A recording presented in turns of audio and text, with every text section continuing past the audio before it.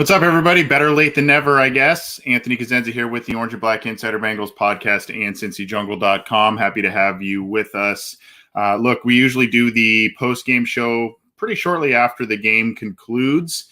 There are some personal stuff that popped up, and so I apologize for those of you if you stayed up expecting a post-game show from our channel. Thank you very much, but I do apologize if we left you hanging there. Didn't mean to do that.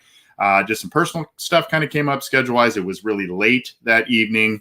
And then, of course, the last time we took the air, there was some stuff that I kind of either criticized or went over. And then, you take a step back a day later, you watch the game again, you watch elements of the game again, you kind of say, well, maybe I wasn't fully accurate in some of the statements I made there based on some of the film. So I kind of wanted this week, because of some other things popping up, and just everything going on, I just kind of said, hey, let's take a step back for a second, kind of see a clearer picture instead of an immediate reaction, and we will try to go from there and see what we can come up with based on the Bengals losing to Washington in Washington 13-17. Again, Anthony Cosenza with CincyJungle.com and the Orange and Black Insider. Happy to have all of you with us. Before we get to the stats, a little bit of clips and some different things we're going to talk about.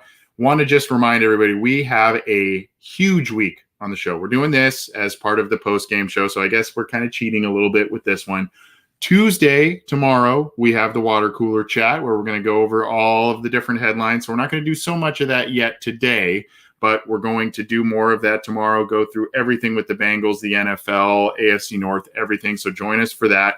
Wednesday, we have our big show. We have also an interview. We're either going to be unveiling it either Wednesday or Thursday. If you caught one of our live shows last week, you may have heard who this interview is with, but a very, very fun, cool interview. Someone associated with the Cincinnati Bengals. We can't tell you too much quite yet, but we're going to unveil that later this week. It's either going to be Wednesday or Thursday. And then, of course, we have the listener questions live and a roundtable chat with the Locked On Bengals guys, James Rapine and Jake Liskow. Really looking forward to that one. We're going to field your questions. We're going to just kind of talk about some topics, a little hangout sesh. So hopefully all of you will join us for that or download after the fact on your favorite audio streamer, whether that's iTunes, Stitcher, Spotify, Google Podcasts, iHeartRadio, everything. We're there. Also, it'll be on our YouTube channel, so check it out there. Subscribe if you can. Turn on notifications so you know when we go live, whether it's for post-game analysis, all of the listener questions live, our main show, all of it. It's all there for you to be reminded about, quite honestly. So anyway, we're gonna bring you a big week of football, but before we do that, we got to talk about what happened this weekend. So I am going to, as I usually do, share some of my screen and show you some different things that I find interesting. I usually on these, if you haven't been watching one of our post-game shows before, I like to show the box score. Just it doesn't tell the entire tale, but it does give everybody some points of reference in what we're going to talk about, as well as just some statistical analysis that we can talk about. And, sometimes these numbers say some things that speak truth, and sometimes these numbers don't. For instance, let's look at Brandon Allen's numbers, the quarterback for the Cincinnati Bengals, who took the most snaps and had the most passing attempts. Not a good night from him. And quite honestly, 8 of 17 for 70 yards became generous based on some of the throws that we saw early on. You see there only a 4.1 yard completion average, no touchdowns, no interceptions. Did have the rushing touchdown late, a one yard rushing touchdown late into his stint, but not a lot to be inspired about for the most part from the backup quarterbacks. Kyle Shermer, 423 yards. You like that. Did take the sack, but Kyle Shermer showed some things that you liked. Eric Dungey, I believe, was waived. So, and again, we'll talk about all that kind of stuff there. But Dungey, 3 of 6 for 14 yards there. But at any rate, that's the backup quarterback picture at this point in time. And Brandon Allen, some of those, I will say that while 8 of 17 for 70 yards is generous because some of his throws were errant, he also didn't get a lot of help from some players. Now, you can make it. Let's start with Trenton Irwin. A lot of people felt, if you read my winners and losers, by the way, I don't really like calling people losers, for the record. I don't like that, but that's what the name of the article is called. And that's another one of those posts that when I write it, we're looking right in a game. It's live as we're happening. We're writing down observations as we're doing it. And it gets posted shortly after kickoff. And then as you go back and you watch some things, maybe you say, maybe I was a little harsh here. Maybe this wasn't so much the case here. There was a Trenton Irwin drop in the game, and I noticed that on kind of re-review, it was a ball that maybe could have been caught, but it was a tough ball. Brandon Allen, not a very good throw on that, a wide open play to get a first down on a 3rd and short. So at any rate, I was a little harsh for some people's taste on Trenton Irwin. Obviously, there was the fumble that was called back because of the penalty. It was kind of a spearing penalty. But the fact of the matter is, between he and Brandon Allen, there was not much rapport because there were 6 targets and only 2 receptions. He was the leading receiver of the day, made a tough catch across the middle to take that hit that caused the fumble. Ultimately a penalty. Brandon Allen rushed it in. So maybe I was a little harsh in terms of a drop and whatnot. But the fact of the matter is, 2 catches on 6 targets.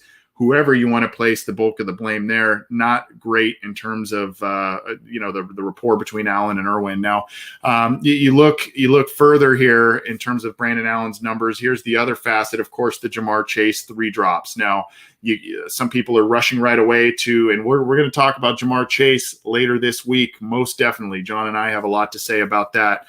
But Jamar Chase gets credited with 3 drops. Unfortunately, that seemed to follow him on Sunday's practice. Thankfully, on Monday, again, we'll talk about this more tomorrow. Thankfully, on Monday, it sounds like he started to turn a corner, was working later after practice on Sunday, catching the ball, but some issues that just kept getting into his head as of Sunday. Seems to be turning a corner as of Monday. We'll see what happens in the 3rd preseason game, but not a good showing for Jamar Chase. And as I went back and looked at those passes as well, I would say, 2 of those probably should have been caught. There was the first one was maybe a little behind him and he kind of slid a little bit. And, you can probably chalk that one up as maybe both guys, or maybe not a great throw from Brandon Allen. Sure. The other 2, there was one that was kind of alligator armed, if you want to call that a business decision, because he was going to take a shot from the safety there, Landon Collins. Fine. But I mean, that's a catch you should make if you are Jamar Chase. And then there was one closer down towards the goal line that could have been made as well. I would say, probably 2 of those 3 should have been caught. And you could place a little blame on Brandon Allen in terms of some placement. Of course, you could sit there and say, the rapport there really is with Chase and Burrow, and that's where it really matters, of course. But you just don't like to see this from Jamar Chase. I know there's some people saying, don't worry, don't panic. And then there's other people who are flying off the cliff in terms of worry and panic with Jamar Chase. Guys, it's okay to have a middle ground. It's okay to be worried, but also think he's going to be okay. And again, we're going to talk about that. You can think what you want about the situation there, and I think it's pretty understandable, at least from the seat that I'm sitting in. And I don't know, but a little concerning in terms of the drops and missed balls, and that's where you can say a lot of production was missed with Brandon Allen and some of these receivers here. The big story, though, on the receiving end. You can let's go down here to receiving. I was sitting there at the rushing column there, and we'll go back to that in just a second. But Trenton Irwin, again, the leading receiver, 2 catches, 24 yards on those 6 targets. Auden Tate, circus catch there. You got to love that. A guy who has been buried a bit, not talked about a lot because of Chase, because of the camp that T. Higgins is having, because of the camp that Tyler Boyd has, and the talent at the group.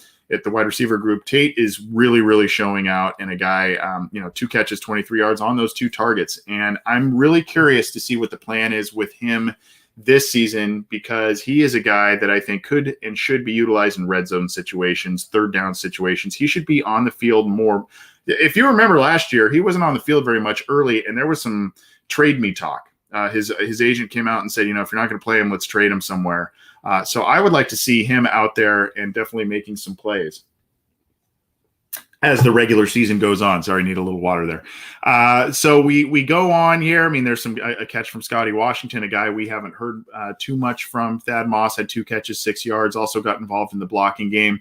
let's go back up a little bit here. Trent Taylor, 1 catch, 3 yards. That's a guy who needed to kind of make some noise here to fend off Trenton Irwin as for one of those potential last spots, and has not really done so at this point, whether it be special teams or receiving. But Jacquez Patrick and Chris Evans remain kind of the story, as is usually the case in preseason. You're going to run the football a lot. You're going to see what some of these backup running backs have, and these two guys showed quite a few things. Patrick's a big guy and can move pretty well for his size. Led the team 6 carries, 42 yards, a 7-yard per carry average. We're going to talk about offensive line, don't worry. Had an 11-yard run. Chris Evans, 9 carries, 35 yards. Now, most of that was on a nice 17-yard scamper there. So, but those two guys making a bid. You've got Travion Williams that is not playing. Samaje Perine, a guy that this coaching staff really, really likes, has not played well in 2 preseason games. I don't know what that means or doesn't mean, but 2 carries, 3 yards for him in this game. The first game he had a fumble. So, there hasn't been great tape for Samaje Perine behind Joe Mixon there. Joe Mixon, of course, 2 carries, 4 yards. Not a lot to get excited about there, but limited time. He's going to have a lot of touches. Don't worry.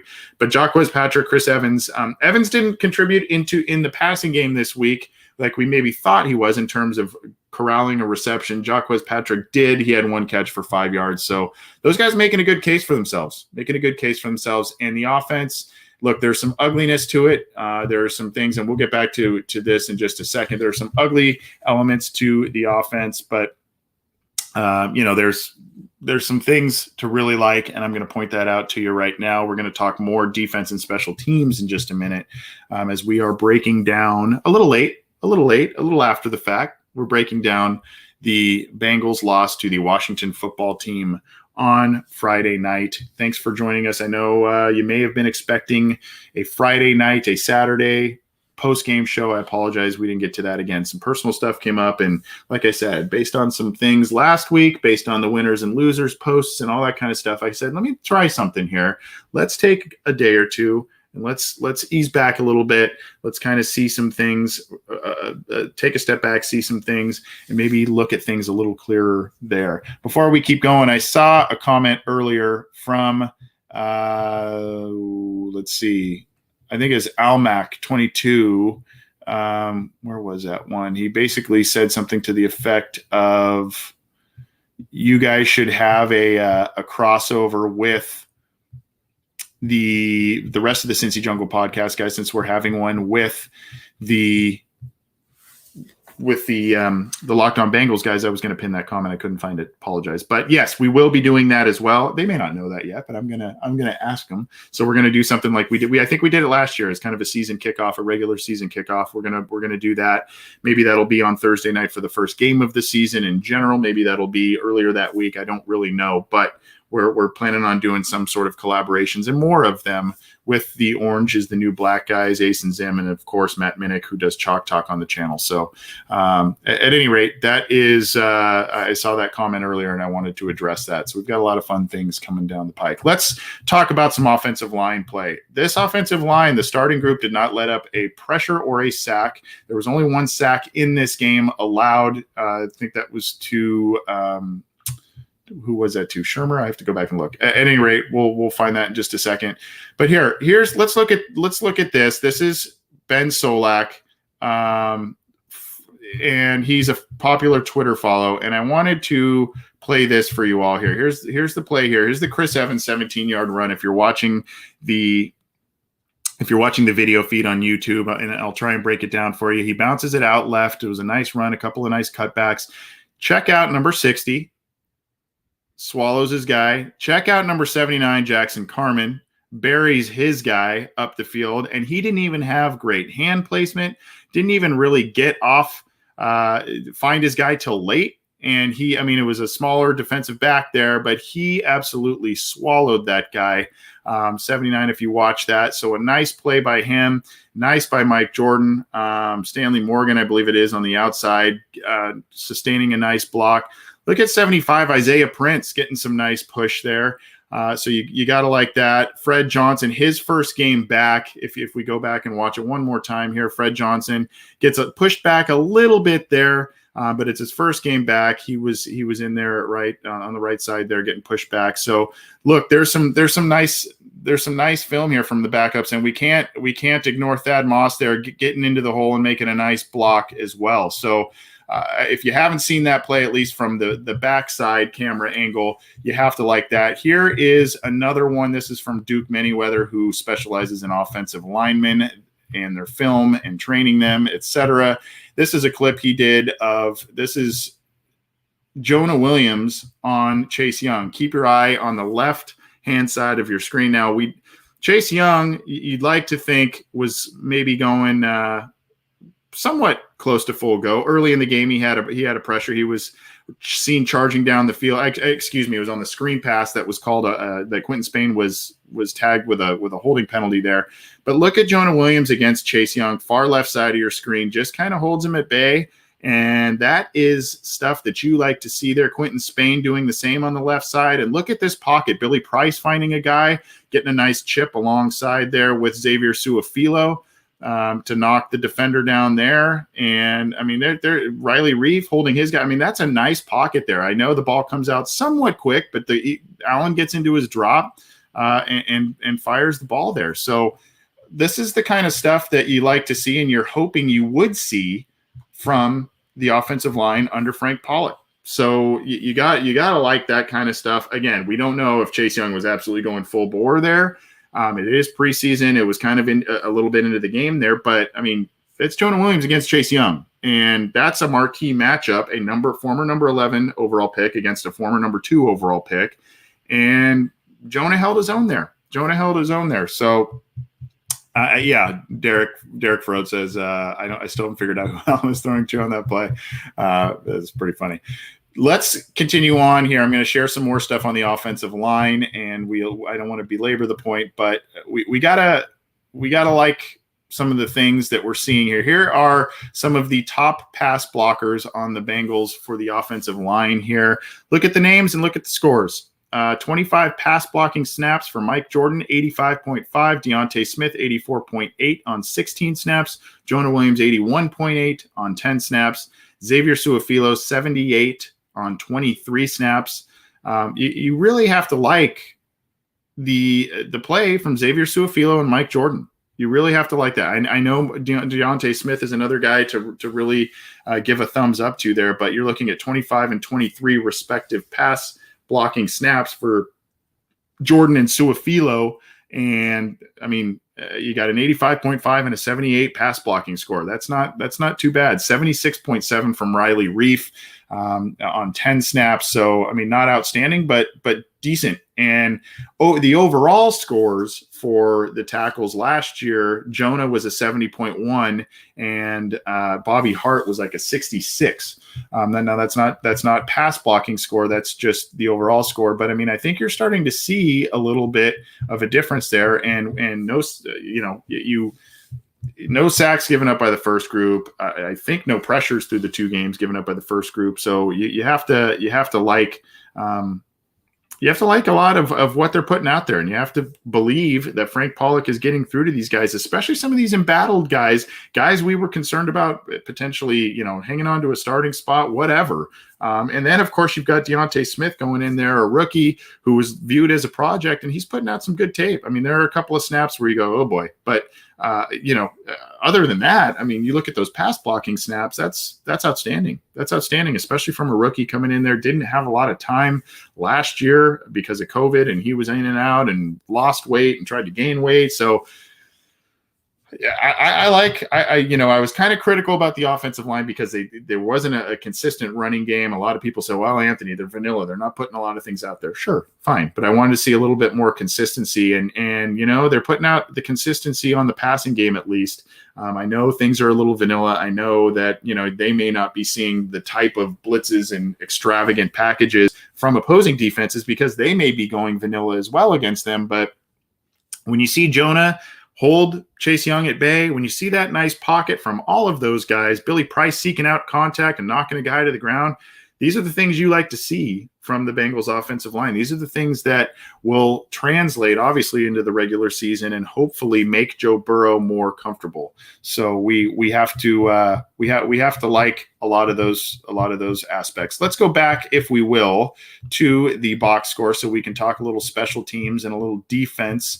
Again, Anthony Cosenza breaking down the 13-17 loss by the Bengals to the hands of the Washington football team on their home turf. Thanks for joining us on the Orange and Black Insider and CincyJungle.com. Appreciate you tuning in, whether it's live or downloading after the fact. I know it's a couple days late. Appreciate that. But we will have, as I mentioned at the top of the show, a lot more content basically every day this week. We're going to have content for you. So hope you enjoy it. Let's go down to the defense. Kind of an up and down day from Darius Phillips. Allowed a big completion, fielded a punt in the deep inside his own territory early in the game. And so there's just some things where you go, oh boy. But hey, you got to let him feel some things out. And he's a guy that I think still, if you're looking at him as your number 4 corner down the depth chart, he's a guy that's going to be a valuable guy. So, 7 total tackles for him there. You see Jordan Evans, he kind of struggled a little bit at times on defense. Jalen Davis had 4 total tackles, and they were all solo, and 2 of them were for loss. So that's kind of a nice statistic there.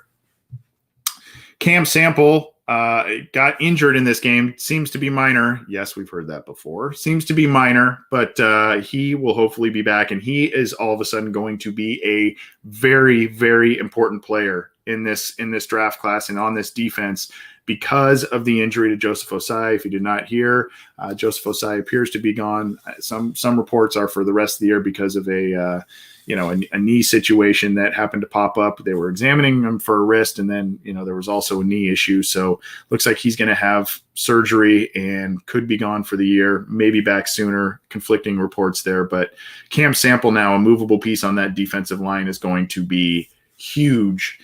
Big blow losing Ossai. No doubt. Big blow losing Ossai. That is for sure. Let's go down here. Logan Wilson. I was pretty high on Logan Wilson's evening for the most part. He got lost early in the game in the wash on a big play to the tight end, Logan Thomas. He kind of got fooled on that. So there were some issues there. Some people said he looked lost at other times. He was in there with DJ Reader on the 4th down stop.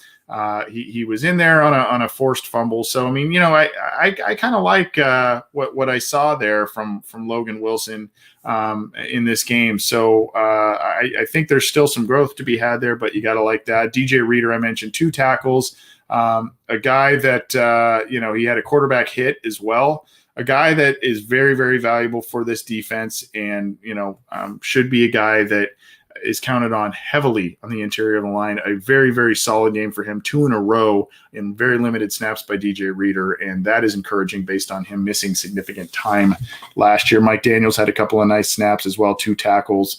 So, there are some nice things on defense there to take away. Let's also go back to PFF Cincinnati, their Twitter account, sharing some scores with you there in terms of the Bengals. And unfortunately, this is from a little bit earlier on Monday. Unfortunately, you see the big score up there, 89.6 from Joseph Ossai through the 2 weeks of preseason action. Obviously, minimum of 20 snaps, and all of those came in week 1 for him. But you can kind of put a line through that, at least for 21. And Joseph Ossai, that's kind of a bummer. But here you go, Logan Wilson. A lot of people, again, kind of hot and cold on his week 2. 88 overall PFF score by Logan Wilson in at least 20 snaps. So that's a pretty respectable score there. Jesse Bates, 73.4, probably not showing all that much. It is Bates and making some business decisions out there. He is trying to work out a new contract. Marcus Bailey, he had his hands on, I believe, at least 1, if not 2 interceptions this past game. Did not corral those in, but he's been around the football a bit. And Darius Hodge, that is the guy and a name to watch. I mentioned Cam Sample being an important player. Darius Hodge is another one. Darius Hodge is another guy that now has an opportunity to make this football team and be a contributor. He was right in there on the first, I believe it was the first series, was the first guy in there on the pass on the nickel defense there. Came off the edge, hit Ryan Fitzpatrick, and it caused a ball that could have been intercepted. Unfortunately, resulted in a completion there because the receiver was kind of waiting right there. But and then he had a pressure later as well that caused Tyler Heineke to kind of scramble around and lose the football. Washington got it back. So, Darius Hodge is a guy as a nickel guy, as a niche pass rusher. He is a guy that could come in and do some things off the edge. Now, is he a Joseph Osai in terms of overall athlete prospect? No, but I think he also has more talent than his undrafted status because he is a guy who's had a couple of or one lingering off-field issue that caused him in part to be undrafted. So he could be a guy now that has his opportunity with this team to come in and be an able pass rusher and be a guy that could be a very valuable piece there with on the defense in the wake of a big injury to Osai. So that's a little bit a snapshot of the defense. Not an overall exciting. Last week they had the couple of interceptions. They had the fumble recovery there. Kyle Shermer lost the fumble. So I mean, not a great night in terms of the turnover differential. It was Shermer, as I mentioned earlier, that was sacked. But overall, offensive line play, you got to be pretty excited about some of the things you're seeing, particularly from the backups. You have to be excited in terms of some of the things on defense. Trey Hendrickson's looking good. Sam Hubbard's looking good. DJ Reader's looking good. Mike Daniels is getting in there as a rotational guy. That defensive line's looking pretty nasty and a lot deeper than it has. Cam Sample's had some nice snaps. They've got to figure out a way. Now they've brought in Noah Spence as well. So you've got Cam Sample, potentially Darius Hodge. You bring in the former high second-round pick Noah Spence and hope you can get something out of him and put something together with those guys to be able to remedy the loss of Osai, because that's a big one. One more time, I'm going to share the box score, and then we're going to probably pop on out of here because, like I said, we've got a lot more coming at you this week on the program. Here are the special team statistics. You see here, Darius Phillips did have a nice kick return, a 36-yarder there. Brandon Wilson probably slated as he's always been in Pro Bowl conversation over the past couple of seasons as a kick returner. Probably will be a guy that will hang on to that. Did have a 21-yarder. Puka Williams, one return there for 19 yards. So a Puka Williams signing there. Darius Phillips, I mentioned the 6-yard return, and then he had the one that he fielded, that was deep inside the Bengals territory. Not a lot of other opportunities in terms of punt returns for guys because Washington was either going for it, they were moving the ball a lot, they kicked field goals, whatever the case may be, but they were not giving the Bengals a ton of opportunities on punt returns there. So, I mean, you see there's 4 punts there. So you see there were 3 other, and 3 of them inside the 20. So just, not a lot of opportunities for others on the Bengals to get punt returns. The kicking game, you gotta be excited about Evan McPherson. Now, look, we're a little concerned about Jamar Chase and the drops. We're a little concerned about Jackson Carman being deep down in the Bengals depth chart, right? We're a little concerned about all of that. Osai now potentially lost for the year. Your top 3 picks, all of a sudden, oh boy, what's going on with those guys? Well, as you go down, Cam Sample's playing some good football. Tyler Shelvin's had a pretty good first game, a so-so second game. You're seeing some nice things out of Deontay Smith, and now you go to Evan McPherson, a perfect night on the away team's field, 2 of 2, including a 50-yarder, 6 points on a night where the Bengals only scored 13 of them. You have to like that. Seibert's making a competition of it, though. He did hit the extra point, did not attempt a field goal, but this seems to be McPherson's job, and rightfully so. He looks really, really good. It's going to depend upon, in the season, late in the year, bad weather, AFC North games, can he hit these types of kicks? There was some bad weather down south where he played. But this is NFL football and AFC North football. He's going to need to hit those kicks late in the season when the weather isn't great and potentially some tight AFC North games there. So I like it. I like what I'm seeing, though, from him. He seems to be a very good pick. Kevin Huber doing Kevin Huber things, 229 yards punting, well over his counterpart Tress Way there in terms of yards punted. 2 of the 5 inside the 20, 45.8 yards per kick average. So this seems to be Kevin Huber's job as well. Drew Chrisman, I think he was just activated, so maybe we'll see more of him in preseason game 3. This is probably a situation where it's Huber's job this year. Maybe it's Chrisman's job next as Huber continues to get up there in age a little bit, but he's still showing that he's got the stuff. But yeah, good stuff from the special teams. Loki here, our buddy Loki, saying I'm bromancing on McPherson so far. Almac, Seibert back to the Browns. They just put their kicker on IR, potentially. That's kind of a little bit of a snapshot of what's going on with the Bengals and what happened this last weekend. We talked about some stats. We gave you some PFF scores and showed you a couple of video clips in terms of some offensive line play in particular there. But the wide receivers, aside from Chase's drop, look pretty solid. Particularly Tate, Boyd, and Higgins. They're going to be fine. I think Jamar Chase is going to be fine, but we're going to talk more about that later this week. There's a lot to dissect there, but the sky's the limit for Chase there. So you have a pretty good feeling for the most part about the wide receiver group. The defense seems to be vastly improved, particularly upon the defensive line. That secondary is nasty. One guy I did not mention was Chidobe Awuzie. If you go back to that first quarter, there was a play where Ryan Fitzpatrick threw a ball deep down the left sideline, and it was to Terry McLaurin, who was quietly one of the best deep threats and one of the guys that doesn't get a lot of run because of some inconsistent quarterback play since he's been in the league. But he's a guy who can be a scary threat in this league. And if you go back and watch that play, I wish I had the clip queued up. Chidobe Awuzie is almost playing wide receiver in that clip. I mean, he is all over that play. Now, maybe a basic, I have to go back and see what the pattern was, but as I saw it in real time, Awuzie was right there. And this is continuing off the guy who many people think is and has been one of, if not the most impressive player in Bengals camp. A new addition in free agency, Chidobe Awuzie. Trey Waynes was looking pretty good. So all of a sudden, some things on defense are coming together pretty nicely. And if they can continue to generate pressure, if they can figure out a way to mask the Osai loss, whether that's a combination with Spence, Sample, and of course, if Hodge ends up making the team, if that's an option, if they can come up with some sort of formula to be able to continue to generate pressure without Osai, maybe Osai comes back later in the year.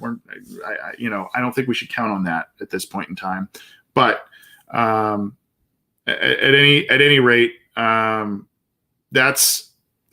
think that's a key. Hubbard is playing some good football this summer in training camp and in preseason, as is DJ Reader. I mentioned that. If you get a little more out of some of these other guys and you're able to get that rotation that you want up front, a lot of things are going to start coming together on that defense. And then, of course, the offensive line, Jonah Williams putting out some good tape. You've got some of this big competition at guard, and on the interior of the offensive line seems to be bringing out the best in a lot of guys. Now, one of the PFF scores, if you look at the pass blocking grades, one name that is glaringly not there is Billy Price. But you do see a couple of nice blocks there. I played one for you.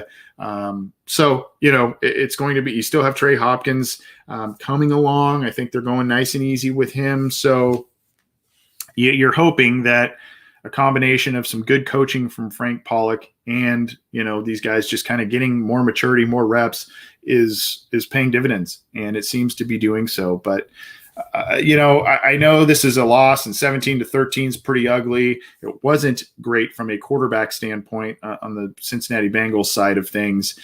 It wasn't great from their number 5 overall pick in Jamar Chase dropping a handful of balls. But, there are a lot of other positives to take away from this. And I think you're seeing the fruits of the talk of competition in a lot of these different spots. And some of these guys are stepping up. Some aren't, but some are starting to step up. And it's time for guys in this draft class now, especially these higher picks. They need to start doing some different things, particularly now that a very important one, Joseph Ossai, is going to be gone for an extended period of time. That's going to do it for the post-game show. I want to remind everybody, a post-game show, it's like 3 days later, but that's okay. That's okay. We'll call it week 2 analysis, week 2 reactions. Let's call it that. not necessarily post-game. We will be bringing you post-game stuff and post-game shows throughout the regular season, so keep it to us for that. But just for this week, we tried something a little different. But again, we had this show today. We've got the water cooler chat tomorrow. We've got our big show Wednesday. We've got a special interview with some special guests coming out Wednesday or Thursday. We'll put that out for you. And then, of course, we've got the listener questions live and roundtable session this Friday afternoon. It'll be at 3 Eastern with Jake Liskow and James Rapine of Locked On Bengals. Really looking forward to that one. Those guys are great. And it's been a while since we've had James on. We've had Jake on in a different capacity. He called in, but we're looking forward to it. It's going to be a lot of fun. So appreciate all of you tuning in. Appreciate all the live viewers. Appreciate all of you downloading on your favorite audio streamer. Please subscribe to this channel. Give it a thumbs up if you like the video, and hit the bell for notifications to be notified when we go live, when new content is available, and all of that good stuff. Appreciate you, everybody. Have a great rest of the week. We're going to bring you a ton of stuff. Hope you enjoy it. Take it easy, and we will see you soon.